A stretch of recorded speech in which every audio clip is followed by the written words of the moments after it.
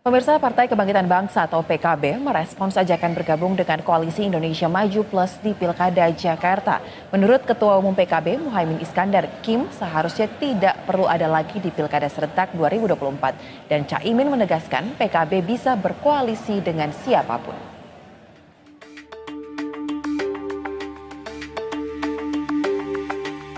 Penampilan Ketua Umum PSI Kaisang Pangarep berbeda saat menyambangi kantor PKB di Jalan Raden Saleh, Jakarta pada Selasa kemarin. Kaisang menggunakan peci lengkap dengan sarungnya. Putra bungsu Jokowi ini disambut langsung oleh Ketua Umum PKB Muhaimin Iskandar alias Caimin. Pertemuan kedua Ketua Umum partai politik ini dilakukan untuk membahas Pilkada serentak 2024, termasuk membahas terkait dukungan koalisi di sejumlah daerah. Pada kesempatan ini, Caimin juga merespons soal ajakan untuk PKB bergabung dengan Koalisi Indonesia Maju Plus. Menurut Caimin, seharusnya tidak ada lagi Kim dalam Pilkada serentak 2024. Kim seharusnya cukup sampai kontestasi Pilpres saja. Caimin menegaskan, pada Pilkada serentak ini, partainya bisa berkoalisi dengan siapapun. Nah, sampai hari ini saya nggak ngerti Kim Plus itu apa. Kalau sudah Pilkada itu ya sudah semua pihak sama, tidak ada Kim, tidak ada Jong Un, tidak ada Jong Ul, nggak ada Kim Jong, yang kimchi nggak ada. Dari yang nggak ada itu. Pokoknya bagi kami Pilkada itu semua partai sama, ada cocok dalam berbagai perkembangannya, itulah kita bareng, kita jalan. Nah, tentu saya tidak menangani detail ya, nanti bagaimana nanti Des Pilkada yang akan memprosesnya. Sementara itu, Direktur Eksekutif Foxpol Center Pangi Sarwi mengatakan, jika Kim Plus berhasil terwujud, khususnya di Pilkada Jakarta, maka peluang Anies Baswedan berlayar di Pilkada Jakarta bisa gagal. Nah, saya mencermati ini sebenarnya konteksnya adalah bisa iya Anies gagal berlayar, bisa iya Anies bisa berlayar. Tetapi nampaknya ketika nanti ada Koalisi Indonesia Maju ini kemudian sudah mulai PKB masuk, ada indikasi intensitas arah Nasdem bergabung ke Koalisi Indonesia Maju, menurut saya selesai. Memang Anies tidak akan berlayar. Tapi kalau kemungkinan bagaimana dengan PKS? PKS juga sangat deadlock. Karena apa? Karena PKS kursinya kurang. Dari 22 kursi jadi 18 kursi. Artinya PKS sendiri tidak akan mungkin. Tiga partai politik yaitu PKS, Nasdem, dan PKB santer dikabarkan diajak bergabung dengan Kim Plus. Jika salah satu partai bergabung dengan Kim Plus, diperkirakan kandidat Pilkada Jakarta hanya 2 saja. Bahkan Pilkada Jakarta bisa saja hanya calon tunggal alias melawan kotak kosong. Tim Liputan, BTV. Ketua Harian Partai Gerindra membuka sinyal Wakil Ridwan Kamil di Jakarta. Dengan terbentuknya Kim Plus, Wakil Ridwan Kamil berpeluang berasal dari partai yang baru bergabung.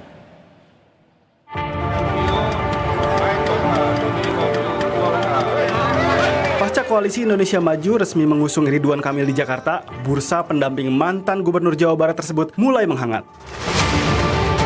Kini sejumlah partai di Koalisi Indonesia Maju disinyalir telah menyiapkan kader terbaiknya sebagai pendamping Ridwan Kamil.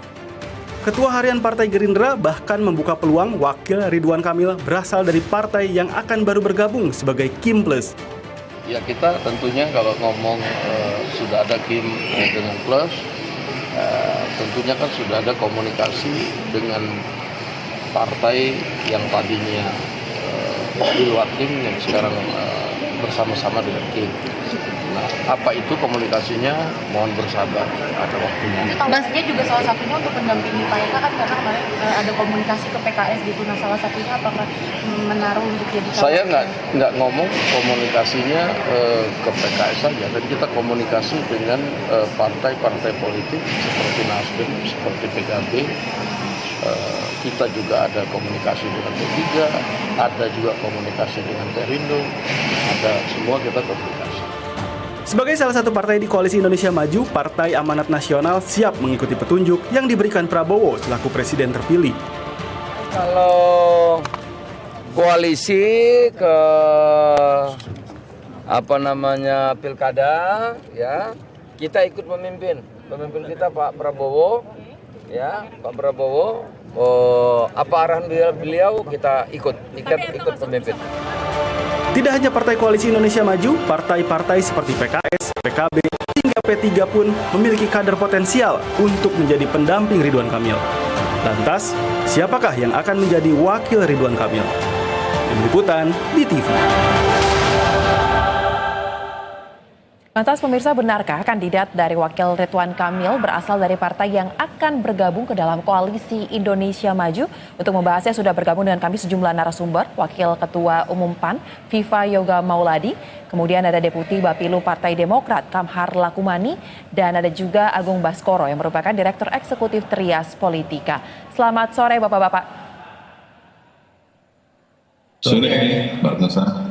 Baik, selamat sore. Terima kasih telah meluangkan waktunya bergabung bersama kami di Berita Satu Utama. Saya mau ke Mas Viva terlebih dahulu. Mas Viva, tadi sebelum kita memulai dialog ini ada paket berita di mana ini ada memutarkan terkait dengan pernyataan dari Bang Zulhas yang mengatakan bahwa dari PAN sendiri sifatnya adalah siap untuk mengikuti arahan dari Pak Prabowo. Padahal jika kita tarik mundur sedikit beberapa waktu lalu di Istana, sebenarnya untuk Jakarta sendiri PAN kan memiliki calon yang sangat potensial yaitu Zita Anjani. Jadinya gimana nih Bang sikap dari PAN sendiri untuk calon RK di Pilkada Jakarta? Yang pertama, konfigurasi politik nasional itu berbeda dengan konfigurasi politik daerah, sehingga tiap-tiap daerah memiliki konfigurasi yang kadang sama, kadang berbeda dengan konstelasi nasional. Yang kedua, Partai Amanat Nasional punya separuh tiket, yaitu akan mencalonkan kader terbaiknya Zita Anjani sebagai calon wakil gubernur. Tidak ada satu partai pun di daerah khusus Jakarta yang memiliki tiket sendiri, masing-masing harus bekerjasama atau berkoalisi dengan partai politik yang lain. Kami telah berkomitmen seperti pada saat Pilpres kemarin ada koalisi Indonesia Maju dan ini akan diturunkan di daerah khusus Jakarta. Kami menginginkan beberapa partai yang lain bergabung bersama kami membentuk koalisi besar. Tujuannya adalah untuk satu, menambah basis konstituen, yang kedua meningkatkan nilai elektoral pasangan calon yang akan kita usung bersama-sama. Soal siapa nanti pasangannya akan kita tentukan berdasarkan rapat koalisi.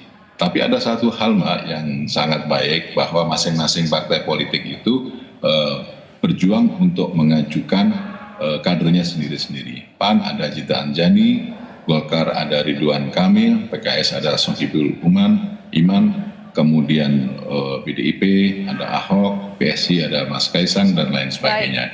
Ini menunjukkan bahwa partai politik adalah menjadi hal penting dalam proses kaderisasi kepemimpinan. Baik, Mas Viva, berarti goalsnya dari PAN untuk Jakarta sebenarnya memang dari awal kursi cawagup kah atau memang sempat mengincar untuk kursi cagup sebenarnya?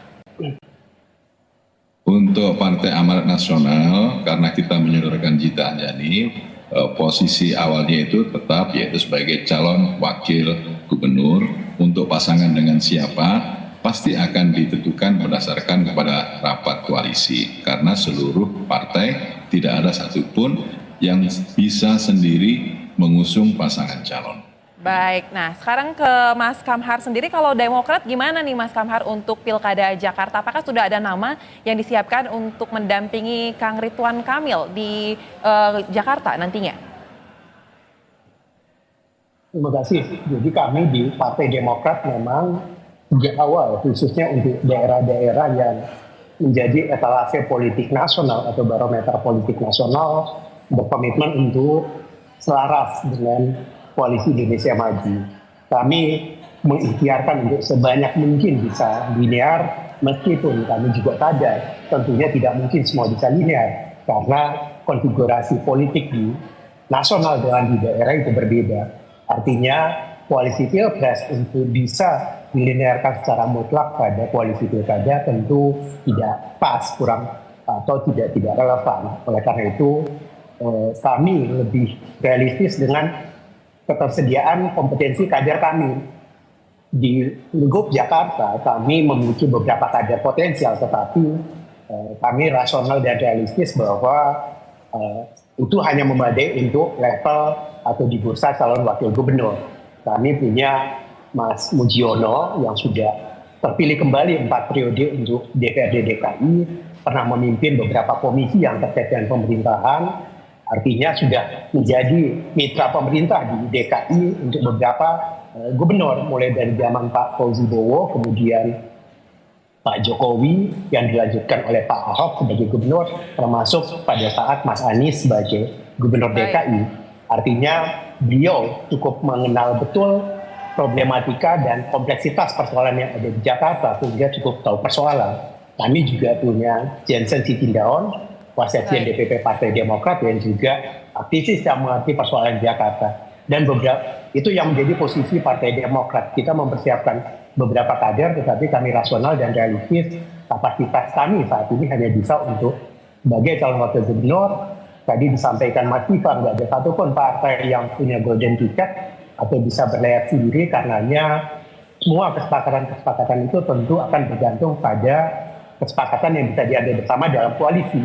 Termasuk juga tentu kita akan menghargai betul apa yang menjadi pilihan dari Pak siapapun yang nanti ditetapkan sebagai calon gubernur. Jika saat ini Kang Emil yang sudah mengerucut, tentu Kang Emil akan memilih siapa yang paling pas sebagai pendamping, itu juga akan kami hormati.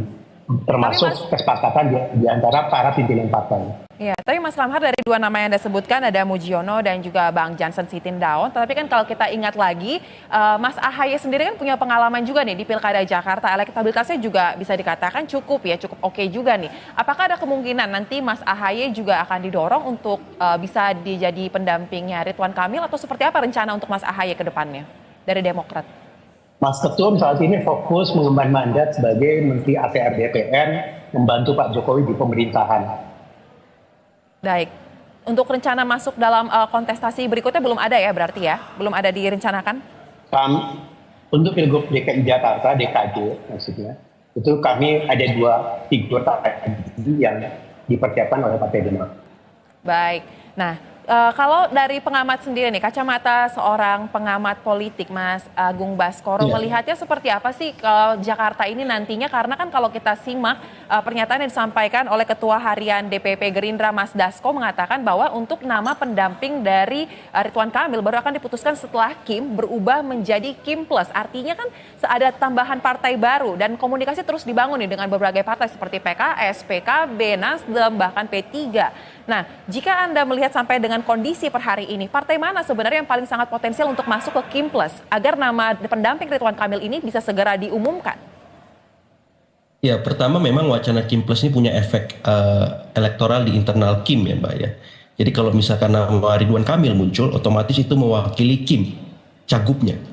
Ya, ketika ada plusnya, ya berarti di luar Kim, apakah itu koalisi perubahan atau PDIP misalkan. Tapi saya sederhanakan di sini peluang paling besarnya koalisi perubahan. Apakah itu Nasdem, PKB, dan PKS. Otomatis jatah wakil itu adalah dari koalisi perubahan yang akan melebur menjadi Kim Plus tadi. Jadi ketika ada berapa nama yang mengemuka, maka saya akan melirik ke sebelah, ke koalisi sebelah, nama-nama wakil yang potensial, yang mungkin Bang Viva sama Bang Kamhar sudah tahu nama-nama itu. Ya, apakah dari PKS, apakah dari PKS, dan apakah dari PKS. Seperti itu Mbak Soja. Cuman kan politik itu dinamis. Ya, kalau memang belum didaftarkan di KPU, ya semuanya masih bisa berubah. Ya, tanggal 27 sampai 29 Agustus. Sehingga kalau ditanya wakil Ridwan Kamil di Jakarta dari partai apa, maka jawaban saya per sore ini kemungkinan paling besar itu dari PKS. Karena mewakili kata plus dan punya suara tertinggi di Jakarta sebagai pemenang pileg. Mungkin sebagai pengantar begitu Mbak Soza. Baik, berarti Anda melihatnya secara sederhananya kalau Ridwan Kamil sudah representatif dari Kim sendiri ya. Berarti dengan ada Kim Plus kemungkinan besar cawagup dari partai yang akan masuk tersebut ya. Nah, berbicara mengenai PKS, Anda sendiri mengatakan bahwa kemungkinan besar PKS yang akan bergabung nih. Bagaimana peluang jika Ridwan Kamil digabungkan dengan Ahmad Syahiku dari PKS untuk Jakarta? Apakah ini merupakan calon yang paling kuat dan pasti akan meraih kemenangan di Jakarta? Ya, kalau saya melihat dua figur ini saling melengkapi ya. Kang Emil punya magnet personal yang cukup kokoh, sementara Pak Ahmad Saiku punya mesin partai yang sudah teruji dari waktu ke waktu memenangkan PKS di Pileg.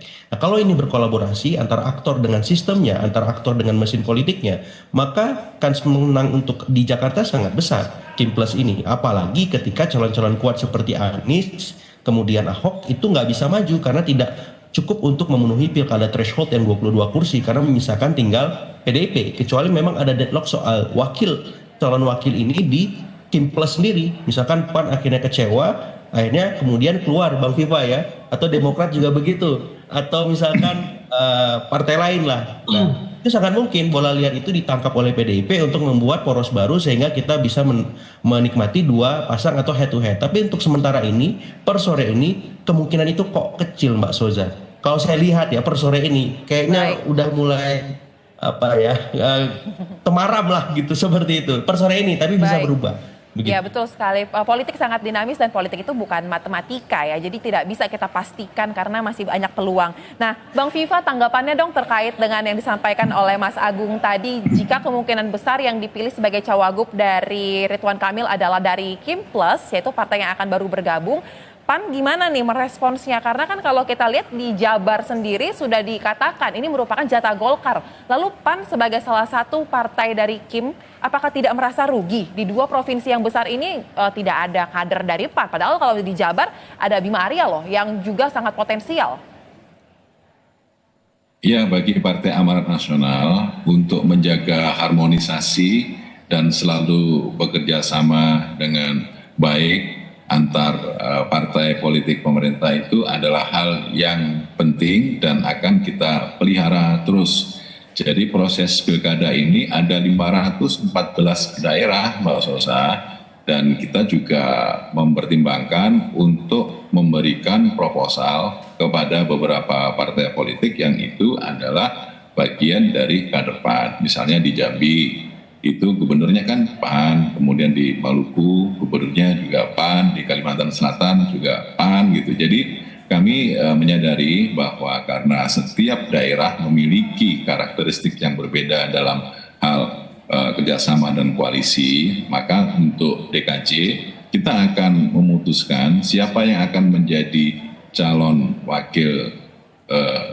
wakil gubernur itu berdasarkan kepada keputusan koalisi. Apapun keputusan koalisi, Partai Amanat Nasional akan menerima dengan lapang dada, dan itu bisa menjadi bagian dari keputusan yang bersifat kolektif kolegial dalam rangka untuk memenangkan pilkada. Memenangkan pilkada ini bertujuan untuk bisa mempercepat proses pembangunan di DKJ dan bisa menjadikan masyarakat DKJ ini masyarakat yang sejahtera, yang bahagia, dan PAN menginginkan di DKJ ini pilkadanya itu sejuk, damai, tanpa ada politik identitas dan menjadi bagian dari proses pendidikan politik rakyat. Oleh karena itu, dalam mekanisme demokrasi, karena ini menyangkut soal aturan di Undang-Undang Pilkada harus 20%, maka bagi partai politik yang telah memenuhi syarat itu harus menjadi bagian dari kesepakatan untuk bisa bekerja sama. Apapun keputusan dari koalisi, Partai Amanat Nasional akan menerima dengan lapang dada karena itu adalah menjadi keputusan bersama. Baik, gitu, lalu kalau Demokrat gimana nih Mas Kamhar? Apakah sikapnya sama dengan apa yang disampaikan oleh Mas Viva? Kalau PAN kan sikapnya lebih ke menerima dengan lapang dada apapun keputusan koalisi. Jika nantinya di Jakarta ternyata yang dipilih adalah dari Kim Plus, yaitu partai yang baru bergabung, bukan merupakan kader dari Demokrat, apakah akan menerima dengan begitu saja? Karena kan Demokrat ini sudah juga ikut berkontribusi dalam kemenangan Kim di Pilpres kemarin dari awal. Gimana? Ya, tentu saja apa yang disampaikan Mas Viva tadi juga sama dengan pandangan Partai Demokrat sebenarnya.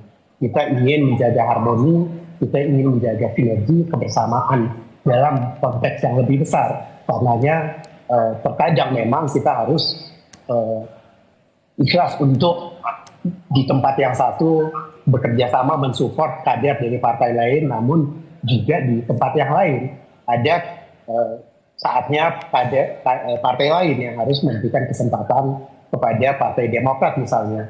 Kami misalnya di Maluku bersama-sama dengan PAN sebagai calon gubernur dan wakil gubernur, koalisi antara Demokrat dan PAN didukung oleh mitra koalisi yang lain. Di daerah yang lain juga kita mendukung kader PAN misalnya, namun di tempat yang lain kader Demokrat yang diusung oleh partai dari mitra-mitra koalisi. Jadi ini yang kami jaga, prinsipnya adalah dalam konteks kepentingan yang lebih besar, sebanyak mungkin daerah-daerah yang saat ini pilkada serentak, pimpinan-pimpinan daerahnya atau kepala daerah terpilih adalah dari kader-kader koalisi Indonesia Maju, sehingga ini bisa mengoptimalkan implementasi kebijakan-kebijakan pemerintah ke depan, pemerintahan Pak Prabowo dan Mas Gibran dalam menjalankan semua program-program prioritas, karena ada sinergi kolaborasi antara pusat dan daerah. Kami dalam konteks kepentingan lebih besar itu tentunya menempatkan itu sebagai prioritas untuk dipilih. Toh di dalam tim juga sendiri Partai Demokrat merasa dihormati, dihargai ketika di Jawa Timur kader kami diberi kesempatan lebih awal misalnya untuk pasangan Ibu Hovifa dan Mas Emil yang merupakan Ketua Demokrat Jawa Timur. Baik, Mas Baskoro, sepertinya dua partai yang ikut bergabung dengan kita ini ada Mas Viva dan juga Mas Kamhar dari PAN dan juga Demokrat tampaknya lebih legowo nih jika memang ternyata bukan dari partai mereka yang dipilih untuk menjadi cawagup baik itu di Jakarta ataupun di Jabar. Nah, kalau Anda sendiri melihatnya memang ini sudah menjadi kesepakatan bersamakah sejak awal atau seperti apa sih? Dan untuk Jakarta sendiri nih, karena kan terkait dengan Ridwan Kamil dan Ahmad Saiku ini lagi ramai diperbincangkan di media sosial. Jangan-jangan ini menjadi kandidat yang paling kuat. Kalau jika ini memang benar terbentuk, berapa poros kira-kira yang akan terjadi di Jakarta? Ya, pertama kan basis untuk memilih kandidat apakah itu calon gubernur ataupun calon wakil gubernur adalah survei, Mbak, ya, atau kuantitatif gitu. Sehingga memang ketika ini diuji di internal KIM, yang mengemuka adalah nama Ridwan Kamil. Sehingga ketika ada arahan wacana KIM Plus muncul, otomatis ada harus akomodasi politik yang dilakukan dan melirik dari nama-nama yang muncul di koalisi perubahan yang mewakili kata plus tadi, apakah itu PKS, PKB, ataupun Nasdem. Memang kita nggak bisa melihat survei lagi basisnya, tapi basis di mana ini bisa mewakili ya akseptabilitas politik di antara partai-partai yang ada. Dan dalam konteks ini PKS bisa menjawab bahwa mereka punya raihan kursi yang lebih besar dibandingkan yang lain, sehingga nalar elektoral yang kuantitatif tadi bersama dengan nalar elektoral yang kualitatif ya, karena harus diakui PKS punya mesin politik yang sudah teruji dan itu berapa kali dibuktikan dan berapa kali juga berhasil mengantarkan gubernur dan wakil gubernur terpilih ya dari periode ke periode. Nah, yang kedua kita harus melihat juga bahwa ini ada kaitannya dengan pentas politik nasional. Jadi di luar last minute management yang menjadi ciri khas Pilkada Jakarta, ada residu-residu nasional seperti Pilpres 2024 yang mengemuka. Dan itu sedikit banyak membuat elit-elit baik di KIM maupun di luar KIM berpikir dengan bijak ya, dengan arif gitu, dengan jangka panjang. Kalau misalkan ini tidak diakomodasi sedemikian rupa, efeknya bukan hanya 5 tahun kan, di nasional sistem kita kan presidensial, bisa 2 periode. Dan itu tantangan yang cukup kompleks buat PKS, karena PKB dan Nasdem kan sejauh ini memang selalu berada di kekuasaan. Ya, DNA politiknya pas reformasi, PKB Nasdem itu selalu ada bersama pemerintahan terpilih. Nah, berbeda dengan PKS ya. Nah, pertanyaan mendasarnya ketika itu ditujukan ke PKS, ternyata ini menjadi tantangan besar, dan makin kesini saya lihat memang PKS sudah memberikan sinyal yang kuat untuk merapat. Pertama dimulai ketika di Harlah PKB, kemudian ketika rekom kepada Bobi diberikan, dan yang menarik di Sumbar itu Gerindra dan PKS bersama melepas wakil gubernurnya dari P3 ya. Nah, jadi sinyal-sinyal kuat tadi membuat akhirnya Jakarta ini tampaknya PKS sudah menetapkan pilihan beralih ya ke koalisi Indonesia Maju, walaupun masih kita lihat secara tipis-tipis ya, bisa saja berubah tapi tipis-tipis mengarah ke sana. Baik, lalu terkait dengan yang terakhir nih Mas Baskoro, terkait dengan Ridwan Kamil dan Erlangga, kira-kira peluangnya gimana jika ini juga terrealisasi, karena ini juga salah satu nama yang mulai beredar juga nih di media sosial. Iya, kalau misalkan dua partai menjadi paket satu calon, sepertinya kurang pas dan akseptabilitas politiknya sangat minimalis. Karena kan anggota Kim Plus ini bukan hanya Golkar, seperti itu. Sehingga nanti plusnya bisa bubar lagi, membuat koalisi perubahan ya mengajak PDIP. Nah itu kan bahaya kan, disayangkan nanti sama Bang Viva sama Bang Kamhar. Kalau ada koalisi tandingan, Kim Plus berubah menjadi koalisi perubahan plus, seperti itu Mbak Soza. Baik, kita akan nantikan bagaimana keputusan dari Kim ataupun Kim Plus yang nantinya akan mengumumkan siapa nama pendamping dari Cawagup Ridwan Kamil. Dan terima kasih kepada seluruh narasumber telah meluangkan waktu bersama kami di Berita Satu Utama. Salam sehat.